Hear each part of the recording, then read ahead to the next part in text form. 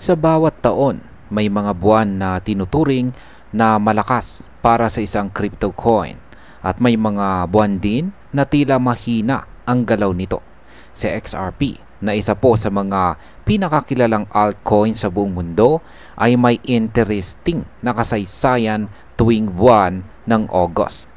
Ngayon pong taong 2025, tila may kakaibang kilos sa market at gusto nating alamin kung ang buwan na ito ay magdadala ng panibagong pag-angat o babagsak muli si XRP.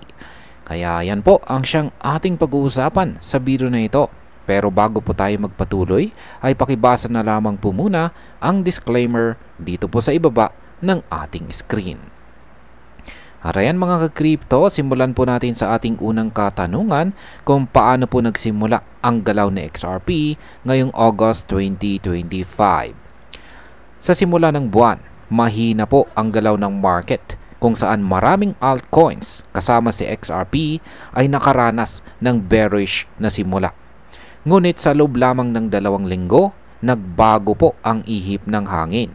Si Bitcoin ay nagtatag ng panibagong all-time high sa presyo na $124,400 at si Ethereum naman ay papunta na rin sa posibilidad na umabot sa $5,000 na price range. Ang ganitong galaw ng mga malalaking crypto ay kadalasang nagbibigay ng positive momentum sa altcoin market.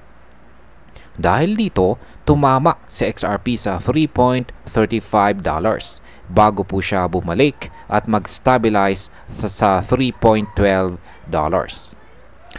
Ngayon, kapag patuloy po na makikita ng market ang lakas ni Bitcoin at Ethereum, may chance na mag-benefit si XRP at sumabay sa bullish sentiment. Ngayon ay ano naman po ang nangyari kay XRP nitong buwan ng August? Yan, kung babalikan po natin ang mga nakaraang taon, yan, taong 2023 ay isa po ito sa pinakamalalang performance ni XRP tuwing sumapit ang buwan ng August. Nagsimula po siya sa presyong 0.6985 at nagtapos po siya sa presyong 0.5108 na may pagbaba ng 26.6%. Ang pinakamalaking talo sa kasaysayan nito sa buwan po ng August. Bago ito, umakyat pa siya sa presyong 0.94 dahil sa kanyang panalo sa lawsuit, ngunit mabilis din na nawala ang kanyang gains na ito. Ngayon, ang masamang record ng taong 2023 ay maaari pong magdulot ng pag-iingat ng mga traders ngayong August. Kaya't kung hindi po magpapatuloy ang bullish trend, posibleng bumaba po muli ang presyo. Ngayon ay ano-ano pa ang mga taon na mahina si XRP sa buwan ng August?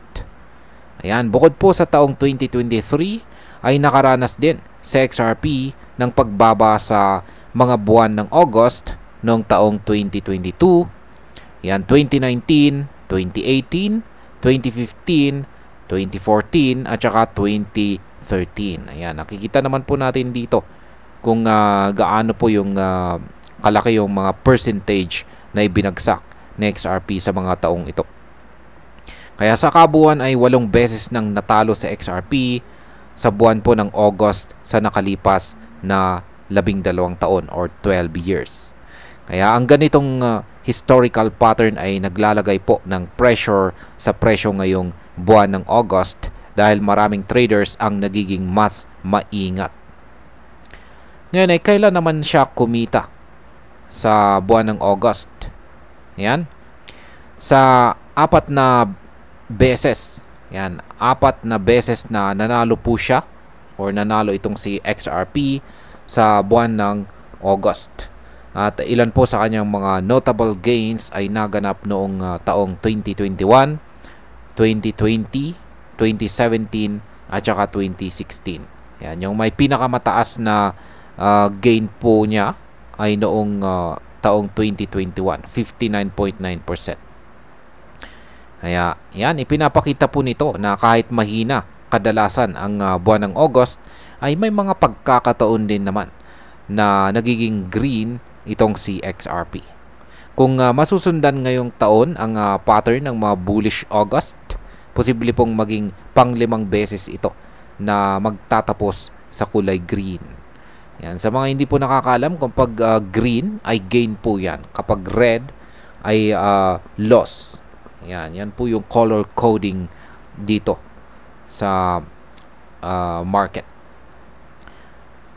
Ngayon ay ano naman po ang average at saka median performance ni XRP ngayong sa tuwing sumasapit ang buwan ng August. Ayan, sa nakaraang 12 years, ang average gain po ni XRP sa buwan ng August ay nasa positive 25%. At ang median performance naman ay nasa negative 5.72%. Ibig sabihin ay mas madalas pa ring mahina ang buwan na ito para sa kanya.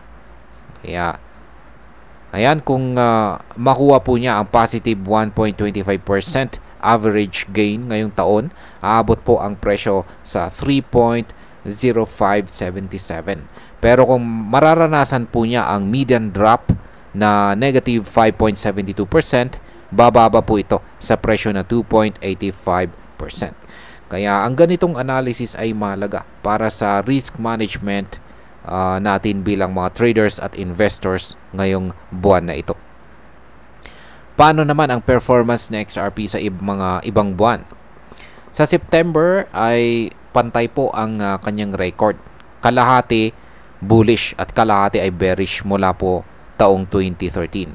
Ang average return ay nasa positive 14.7%, ngunit ang median ay nasa negative 0.32%. Samantalang sa July, mas malakas po ang kanyang performance kung saan 7 sa 12 taon ay kulay green. Ayan, average return po sa July ay positive 10.2% at ang median ay nasa positive 10.8%. Kaya ang magandang record po sa July ay bahagyang potensyal sa September ay pwedeng maging signal sa mga traders kung kailan mas magandang pumasok or lumabas sa market. Bilang panghuling katanungan ay aling buwan naman ang pinaka-promising para kay XRP? Yan, pinaka-promising na buwan para kay XRP ay ang November at saka December. Noong November 2013 at saka 2014, nagkaroon po siya ng 130%. Yan, positive 130% at saka positive 531% na gains. Noong November 2020 at saka 2024, umangat po siya ng positive 178% at positive 281%. At noong December 2014 ay positive 118% at noong taong 2017 ay umabot pa sa 819% na gain. Ipinapakita rin na minsan ay malakas siya tuwing sumasapit ang buwan po ng March at saka April.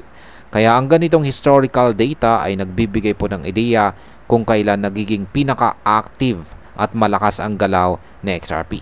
Bagay na pwedeng gamitin natin bilang mga traders para tayo ay magplano. At yan, bilang panghuli, ang aking pananaw po rito ay makikita natin na sa kasaysayan, hindi palaging maganda ang galaw ni XRP sa buwan ng August. Ngunit ngayong taong 2025, may dahilan po para maging optimistic. Ang lakas po ni Bitcoin at Ethereum ay nagbibigay ng positive sentiment sa buong crypto market. Pero hindi pa rin po dapat natin kalimutan ang posibilidad na bumalik sa bearish trend, lalo na kung hindi makakapag-sustain ng momentum ang market. Para sa akin, mahalagang bantayan po natin ang galaw sa susunod na 2 linggo dahil dito natin malalaman kung magiging pang-5 green August na ito para kay XRP o kung mauulit ang madalas na pagbaba nito sa buwang ito. At ayan, hanggang dito na lamang po tayo sa video na ito mga ka-crypto. Marami pong salamat sa panonood. Ingat po tayo lagi at God bless po sa ating lahat.